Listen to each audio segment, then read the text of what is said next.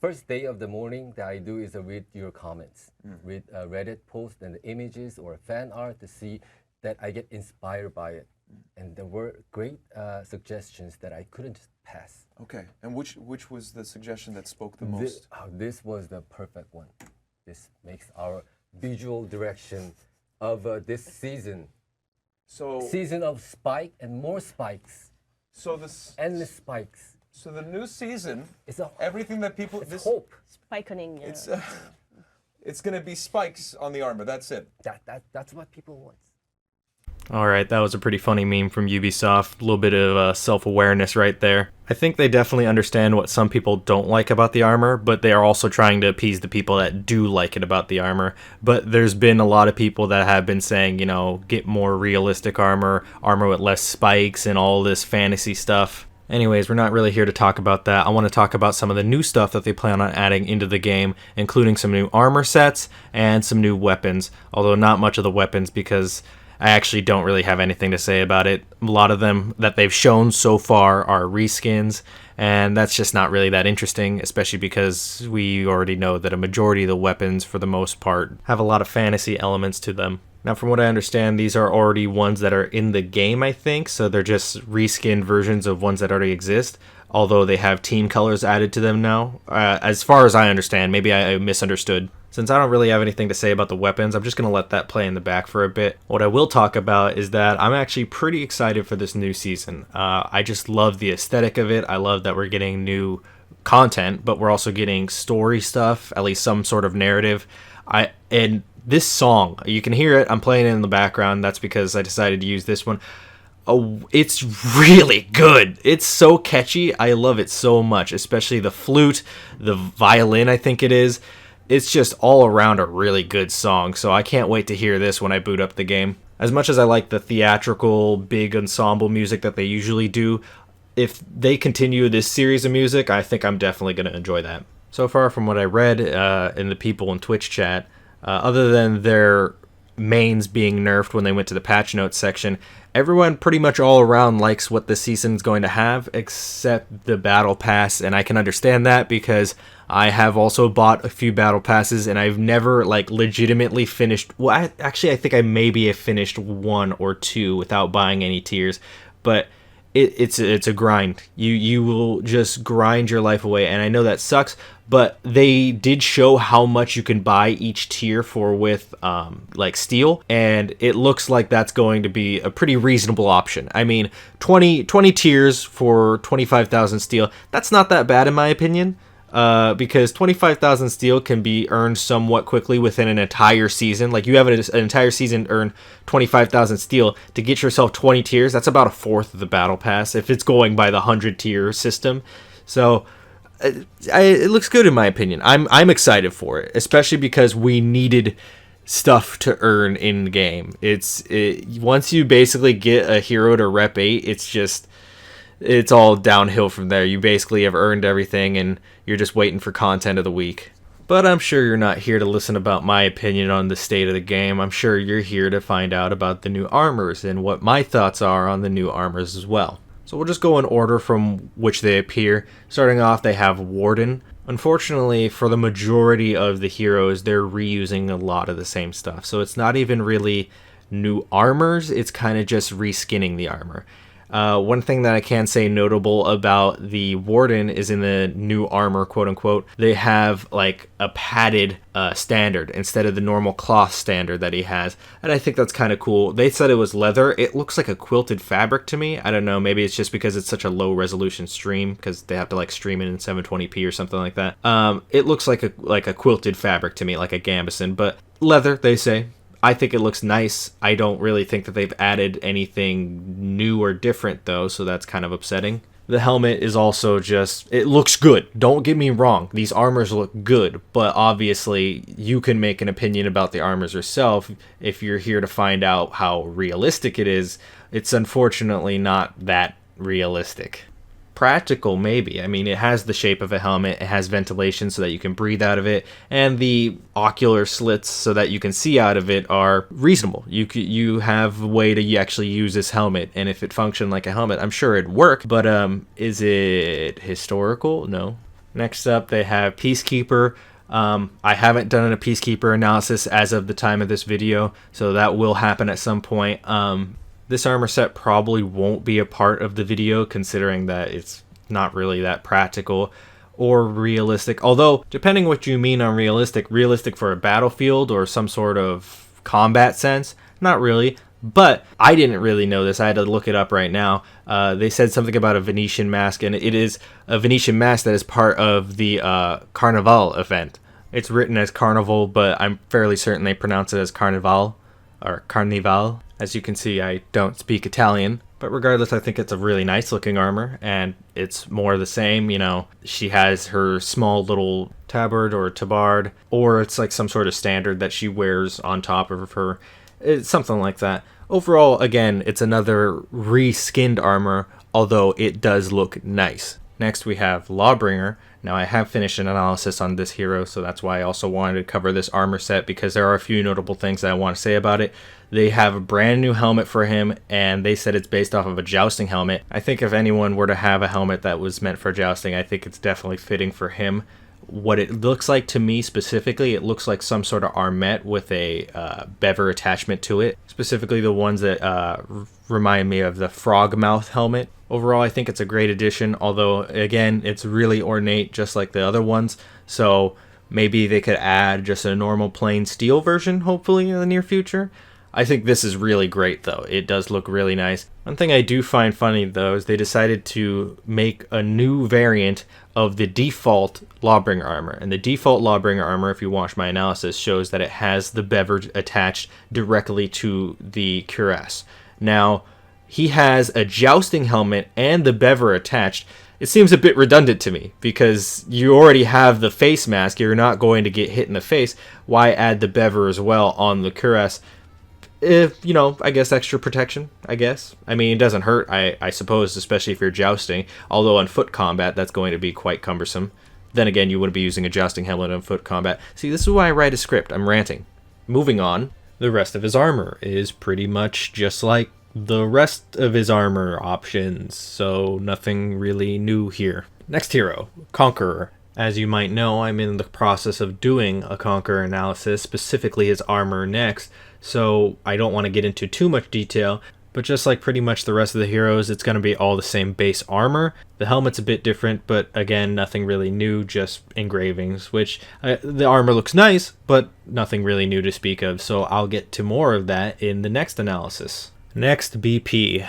Oh, BP. Okay, at the time of recording this, I'm about rep 21 BP, and I'm pretty high rep on all the knights, but BP, I'm pretty much the highest. I love this character. I think he's great. From the beginning of For Honor, I've always wanted a sword and shield hero, but man, does his armor suck. Pretty much all of his options are bad, and I was hoping they have so many options they could choose from for medieval helmets. I was wondering where they would take this and what they could possibly do, and instead they took pre-existing assets, meshed them together, and put like pretty much every helmet together. So he has the crown, the already weird hoplite helmet that he has, and a hood. And the hood isn't even a hood, because you don't see it go over the helm. It's just, it looks weird. It doesn't look right. And again, the rest of the armor, reused. When I get to BP's analysis, there's going to be a lot of good points that I'd like to make, but I'm not going to make them here. I just want to say that BP's new armor was disappointing. And a lot of people don't like a majority of the armor that's been released for the base 3 factions, especially because the Woolin's really good. I'll get to that. But Ubisoft did say they were planning on adding more armors later on in the upcoming seasons of this year. So I can't really harp on them if they're actually working on brand new stuff and not reused assets. But as for this is probably the most disappointing to me because of how much I was looking forward to BP getting a new actual helmet. That being said, I'm sure it's nowhere near the disappointment of Gladiator mains and Centurion mains. Very unfortunate. Next, the Samurai. Unfortunately, again, there's a lot of reusing assets, and because I haven't done an analysis on this, I don't want to take up too much time ranting, so I'm just going to say that this is similar to their other armor sets, so I'll be getting into more of this once I get into their full analysis for this hero. Next up is going to be the Orochi. The armor is the same compared to Orochi's other armor sets, but what really makes the difference is the artwork. The artwork looks nice and traditional, although a little bit cliche, but I don't know if historically they were actually put on armor like this, because for the most part, armor is going to be something that you're going to wear and get damaged, and what they did put on it a lot was some sort of lacquer to protect the armor. This looks like it's really unprotected from the elements.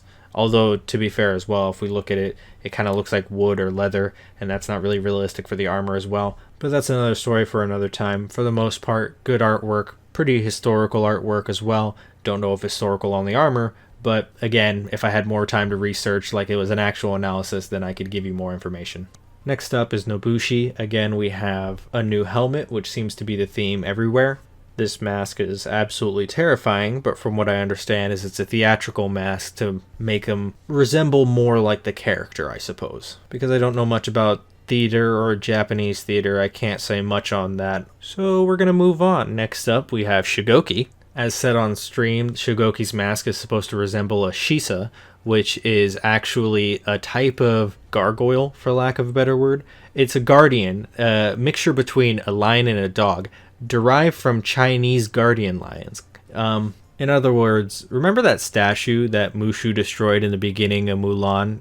Pretty much that, but Japanese. More specifically, apparently Shisa is specifically derived from Okinawan mythology.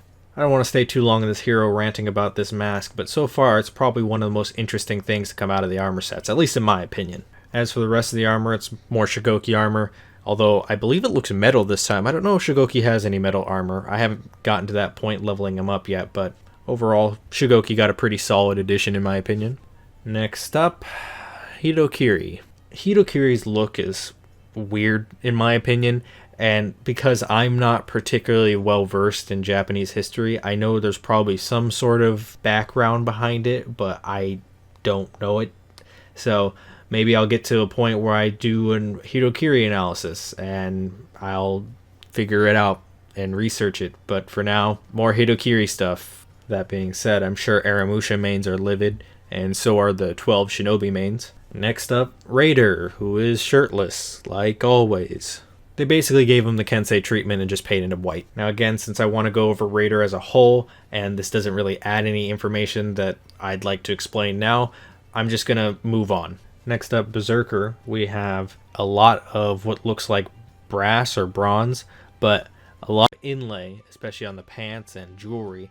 Overall, it looks nice, but one thing is that I don't know how plausible this really is. Again, more research needs to be done, and also this is just my first impressions, yada yada. Next up, we have Valkyrie. Now, Valkyrie also has a lot of bronze attachments to her new armor, but one interesting thing that they did for this armor is that they put a lot of oxidization on the bronze. Like, realistically, shouldn't be this much, especially if it's being well maintained. But one thing I'll say is that oxidization looks on point. It really does look like oxidized bronze. Although there is like one part where there's like a fin on top of the helmet, commonly seen on nasal helms and such like that. But I feel like that's supposed to be bronze as well, and for some reason has no oxidization on it. So I don't know what that's about. Maybe it's a new layer of bronze. I don't know. Next up, we have Warlord, who also has a bronze helmet. And I think the bronze helmet that they did here is better in my opinion because it has a reasonable amount of oxidization, maybe like enough to be like, okay, well, he just didn't get a chance to clean it or something like that, while the other one was like a lot. Both look really good though, in my opinion. That being said, bronze is somewhat of a soft metal, and because you want to keep your head protected, it probably isn't the best choice to use for a helmet. There are examples of bronze helmets, but they're most likely all ceremonial, as there's no real wear and tear signs on it, while surviving examples of iron helmets that Vikings wore definitely had damage occurred to it at some point. So realistically, especially because iron overall, even if you can't make steel out of it, is probably going to provide overall better protection than bronze could. That being said, bronze is pretty easy to mold into a different shape than iron is, and it probably would also protect. And for some people who were poor during that time, they might have not even been able to have a metal helmet. They might have only had a leather cap. And I'm starting to realize that I'm ranting again. We need to move on. Next up is Jormungandr. Jormungandr's fashion's always been quite out there, but they literally just went, fuck it, Cubone. This mask feels like it's just a really big meme to me. If I made Jormungandr, I originally thought that I'd most likely stick with that mask that has the 2 horns on it and it looks like an Asgardian helmet, because that looks dope. But now, oh, come on. Cubone Yorm. What's even funny is Cubone carries a club too. It's like it's meant to be. Also, is Yorm wearing flannel pants? What? Okay, we're moving on. Now we're getting to the really good stuff. So, new armor for the Wulin, and we mean new armor. So, starting off with Tiandi, I'd like to state that they did really good with the initial set of Wulin armor, and I'm so glad that they're branching out to other options. A lot of Tiandi's base armor consists of lamellar and scale, but now you can see here that there's like a lot of plate options, including like a Chinese version of pauldrons and a large cuirass. And the metal inlay clothing is absolutely beautiful, and new helmets, and it's just such a really good job. I really like Tiandi's armor, especially that shine that they have on the inlay and the clothing. It's just really nice. Overall, it's just some solid armor coming out for Tiandi. Next up, we have Shaolin. Now with Shaolin, it's not really hard to do an authentic Shaolin warrior, as you really just need robes and make it as minimalist as possible. And obviously that's boring, so they're not going to do that. But I thought that this was going to be their attempt, or their best attempt at doing that. And I liked how basic and earth tones all the colors were for the clothing. And I was totally down with it until I saw the paper scrolls that go around your belt. It's paper. Paper is probably like the weakest substance in the world. It just gets wet once and the scrolls come off. If he hits someone hard enough that they bleed, and then they bleed onto the scrolls, wouldn't the scrolls get soaked and then they'd rip? It seems like a terrible thing to wear at any point in time, not even just for combat. Also, the Shaolin on the left reminds me of Mortal Kombat 10 Hanzo Asashi. If anyone's a Mortal Kombat 10 player out there, let me know. Am I right or am I right? Now we're moving on to Nusia, and absolutely my favorite armor set out of all of them. I saw this armor and I almost immediately wanted to start maining Nusia, or at least playing her enough to get this armor, because this is just so good. The devs themselves stated that their original design with Nusia was supposed to be like a dancer or a bodyguard, and it's just basically clothing or some sort of leather armor. And yeah, that's fine. That's great. And now they wanted to take a more military approach, which is my aesthetic. And I was like, yeah. You can see that since Tiandi got an upgrade, he decided to hand over all of his scale armor to Nusia so that she could be protected. So she's got a full-on scale hauberk, and she has folds that are also scale. Then she's also wearing a cuirass on top of that, so to make like extra protection, I guess. And then she has some sort of like manica arm pieces. You know, they said something along the lines of like gladiator's arm piece, and this arm armor is well known to be part of gladiatorial battles, also legionaries, and apparently also part of the Dacian War. Now, one of my viewers commented about the manica and actually taught me about this and showed me a link on my Centurion analysis, and I was going to shout them out here after I saw that they did it for Nusia, but I can't find the comment or the commenter, so if you're watching, just know that I appreciate the feedback you gave me because I learned something new, and I'm now sharing it here. Up next is Jang Jun, and it's Shigoki Jang Jun because he has like the same armor, just massive breastplate thing. Funny enough, someone on the dev stream, I forgot who, actually accidentally called Jang Jun Shigoki when he was wearing this armor. Unintentionally too, which I think is even more hilarious. I mean, I like this. It definitely gives that more warlord side of Chinese warfare, so I think it looks great for what it is.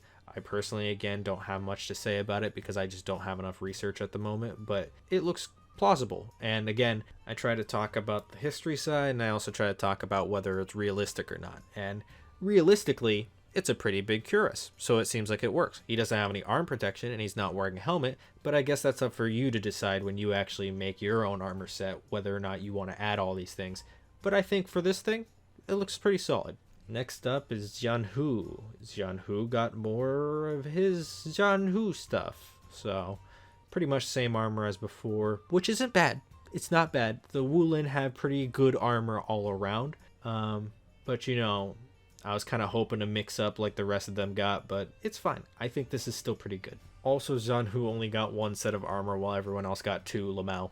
Now we're going to move on to the moment that everyone's been waiting for, minion armor. Now, they've changed the minion a few times before, but that seemed to always just be temporary during an event or so. The way they make this sound makes it sound like it's going to be permanent, and I don't know how I feel about that, so let me explain. Starting off with the Knight's minion, first of all, they all look really well done, so that's not my problem I have with it. I think this minion looks really good. It's just this is a downgrade in armor based off of the minion we already have. The minion we have has a brigandine, chainmail, and a helmet, along with a mail coif, while this one has a kettle helm, a padded gambeson, and a padded coif. Now this minion would look great as like a catchpole or a guard or something like that, because this is what, you know, your average guardsman would probably wear, because he's not getting fit for battle and he's not going to become a professional man-at-arms. I'm assuming that these minions that would be going out there are professional soldiers on some level, I suppose. Unless you really wanted to portray them more like your peasant, the person who can't afford anything more than a kettle helm, a sword, and a shield. And that was the case sometimes, you know? If you didn't have enough money, protect your head first and foremost, and then get a shield to protect your body and a sword to defend yourself with. So that being said, moving on, when did the samurai get more armor than the knights? This minion is decked out. He has a cuirass, he has a helmet, a face mask, which I presume is also going to help him, forearm guards. It looks like he has chainmail on the arms and some sort of brigandine kind of thing on the shoulders. Like, pretty solid armor, probably even for like a hero. This is a minion. And look, I know it doesn't matter because they all die in one hit anyways, but that's not the point. The point is that this is a good looking minion. And why did the knights get that same amount of armor? Why do we give all the minion knights a cuirass or something like that? Although the gambeson looks really good, and the leather gloves, and it's just artistically it looks good. Rationally, it does not make any sense. And to even put some more icing on that cake, the Vikings always have terrible armor. But even in this case, he has a really closely stitched brigandine lamellar. It looks leather. It looks like it's leather stitched upon leather. But at least that's something. I mean, I understand a gambeson is armor, and it's somewhat good armor for the most part. But not really against, you know, anything with enough force or slashing. I feel like people are going to think that I'm just really pessimistic and that I don't love this. And I just want to explain, I'm nitpicking for nitpicking's sake. I obviously understand how the game works and what the lore is behind the game, and I think that all this content's really great, and these minions look really great as well. So, let me just get that out there real quick. That being said, for entertainment's sake, I will point out they totally downgrade the knight minion to upgrade the other minions. And what's crazy is they even show the concept art for it as well, and you look and it's just like the samurai has a cuirass and he has arm protection and a helmet and leg protection, and then the Viking has a shield and an axe and full body protection and a helmet. And then they show the knight and it's this like fat guy, he's got some riding boots on, some chaps, gambeson, looks a bit dirty, normal leather gloves, and he's got a kettle helm. I think that's a wrap for now. Overall, some good stuff. I want more. I wish there was more, but I think that's what they want, is they want us wanting more. Does that make sense? What I think they want us to do is want the more in-depth and better armor, so that way we're more hyped when that's going to be our seasonal content, because we're going to get less heroes this year. So that makes sense overall. And if it is really good, God, I hope if they give Black Prior a legitimate helmet that's like, this is what I want. I want Black Prior to have a Pembridge Great Helm, like the great helms of great helms. That would be so cool. And then he always has some sort of collar thing, so sometimes it's fur, sometimes it's the hood. If that was just in like chainmail, you would get so many people happy.